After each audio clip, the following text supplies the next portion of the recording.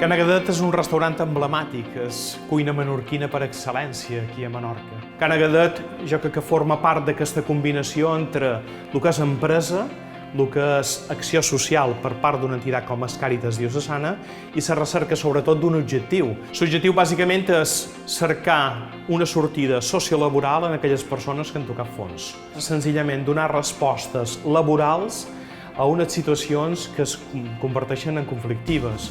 Molta gent que cerca feina, molta gent que no en té i senzillament demanda dins del sector. Un agraïment especial a la Conselleria de Turisme del Govern de les Illes Balears per aquest reconeixement, que a més coincideix en que en els pròxims dies, la setmana que ve, inaugurem la part d'inserció oberta en el públic a fi de que tothom pugui també valorar no la part només culinària de Ca Negadet, que ja és històrica, sinó sobretot la part d'inserció sociolaboral.